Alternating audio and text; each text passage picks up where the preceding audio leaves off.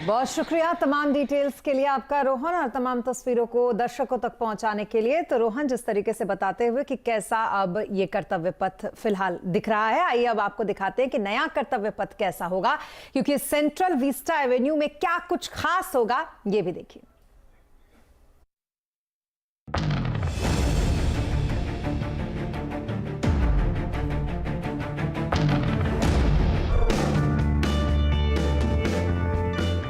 विजय चौक से India gate तक का नजारा ऐसे बदल गया है। नई चमक, नई दमक, नई लाइटिंग, नया रंग, नई उमंग और नई तरंग के साथ प्रधानमंत्री नरेंद्र मोदी का विजन ठोस आकार ले रहा है। प्रोजेक्ट का पहला हिस्सा पूरा हो गया है। नई सड़क, नया फुटपाथ, नई नहर, नए बेंच और पेड़ पौधों से हरा भरा, बिल्कुल 180 डिग्री बदलाव के साथ।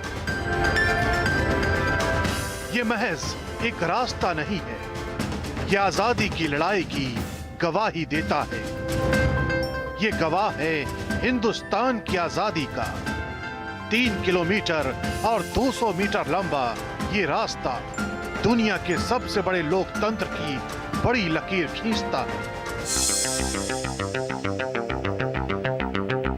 पथ के किनारों पर पहले लाल रेत हुआ करती थी, जिसे अब लाल ग्रेनाइट से सजा दिया गया है। कर्तव्य पथ के किनारे लोगों के टहलने के लिए 16.5 किलोमीटर लंबा पैदल पथ बनाया गया है। दिन में इसकी 2 बार सफाई होगी। सुरक्षा के लिए 300 सीसीटीवी कैमरे लगाए गए हैं। इंडिया गेट के इस इलाके में सिर्फ दिल्ली से ही नहीं, पूरे देश से सैलानी आते हैं। बरसों से ये स्पॉट टूरिस्टों के लिए पिकनिक मनाने और घूमने की पसंदीदा जगह रही है। अब ये बिल्कुल नए अवतार में लोगों का इंतजार कर रहा है।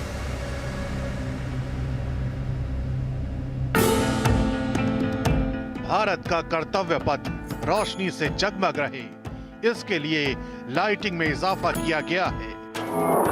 पूरे इलाके में 1000 से ज्यादा लाइट पोल लगाए गए हैं, जिसमें से 137 लाइट पोल सिर्फ राजपथ पर लगे हैं। करीब 19 महीने बाद ये इलाका एक बार फिर लोगों की चहल पहल और सैर सपाटे से गुलजार होगा। शॉपिंग, बोटिंग और पिकनिक का इंतजाम लोगों को नया अनुभव देने वाला साबित होगा। सेंट्रल विस्टा इलाके में मौजूद नहर यहाँ की खूबसूरती में 4 चांद लगा रही है। नहर 3230 मीटर लंबी और 24 मीटर चौड़ी है। नहर पर 16 पुल बनाए गए हैं। सेंट्रल विस्टा एवेन्यू हरा भरा रहे, इको फ्रेंडली रहे, नए निर्माण से पर्यावरण को नुकसान न पहुंचे, इसका भी खासा ख्याल रखा गया है। तो ऐसा होगा न्यू, इस तरीके से बन के तैयार होगा ये विस्टा एवेन्यू। और अब आगे बात करेंगे निर्मला सीतारमण की। वित्त मंत्री निर्मला सीतारमण ने कहा कि महंगाई कंट्रोल सिर्फ आरबीआई की कर्ज नीति से नहीं हो सकता, बल्कि इसको लेकर कई दूसरे नीतिगत फैसले भी लेने पड़ते हैं।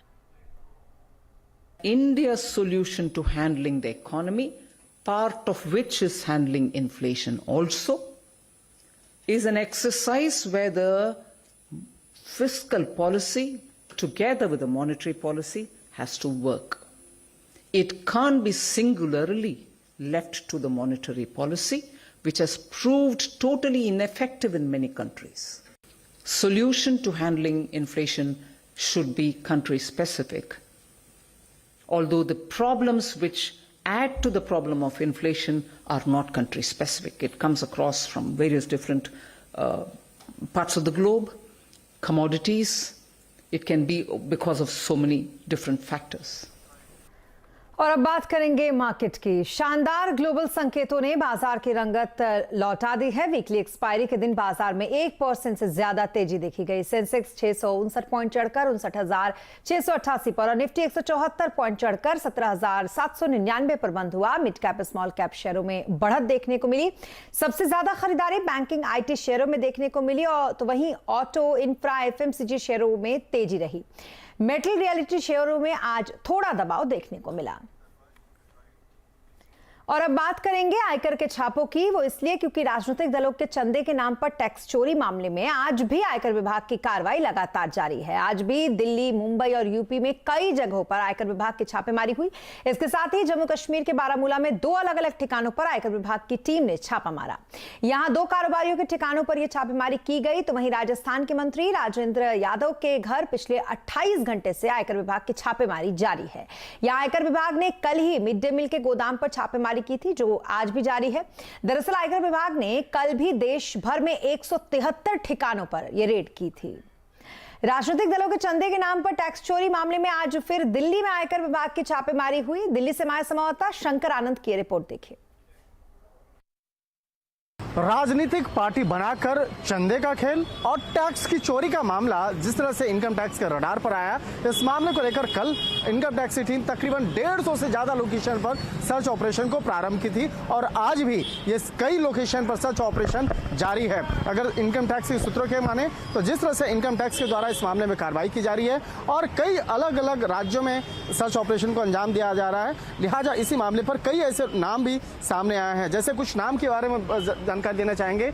अब्दुल मामूद इदरसी एक ऐसा नाम है जो सुल्तानपुर के रहने वाले हैं, जो छोटी सी घड़ी की दुकान चलाते हैं। लेकिन जिस तरह से इसके बारे में जानकारी मिली है कि तकरीबन 300 करोड़ से ज्यादा की संपत्ति और कैश उनके नाम पर है और इस मामले पर उससे जुड़े हुए तमाम उससे जो उसके फाइनेंशियल डेटा है, फाइनेंशियल उसके ट्रांजैक्शंस हैं, उसके बारे में तमाम जानकारियों को खंगाला जा रहा है। इसके साथ साथ कई ऐसे लोग हैं और कई ऐसे राजनीतिक पार्टी हैं जो छोटे छोटे गैर पंजीकृत संस्थाएं हैं जो राजनीतिक पार्टी बना करके पिछले कुछ सालों के दौरान बनाए गए, तो उसके बारे में महत्वपूर्ण जानकारियां मिली और उसके आधार पर आज भी सर्च ऑपरेशन का अंजाम दिया जा रहा है। अगर आज की बात करें तो दिल्ली के एक लोकेशन पर सर्च ऑपरेशन चल रहा है। इसके साथ ही उत्तर प्रदेश के सुल्तानपुर, वाराणसी, इलाहाबाद, लखनऊ, उन तमाम लोकेशन पर सर्च ऑपरेशन को अंजाम दिया जा रहा है और इसके साथ साथ अब तक हुए इस सर्च ऑपरेशन में कई महत्वपूर्ण जानकारियों को, तथ्यों को खंगाला गया और इसके आधार पर आने वाले वक्त में कुछ और भी कार्रवाई देखने को मिल सकती है। और अब बात झारखंड के मुख्यमंत्री हेमंत सोरेन के भाई बसंत सोरेन की करेंगे, जिनके बयान का एक वीडियो तेजी से वायरल हो रहा है। इस वीडियो में वो प्रेस कॉन्फ्रेंस में एक पत्रकार के सवाल के जवाब में हंसते हुए कह रहे हैं कि मेरे अंडरगारमेंट्स कम हो गए थे और इन्हें खरीदने के लिए दिल्ली चला गया था। दरअसल पत्रकार ने उनसे पिछले दिनों उनके दिल्ली दौरे को लेकर सवाल पूछा था, जिसके जवाब में उन्होंने ये बेतुकी बात कही।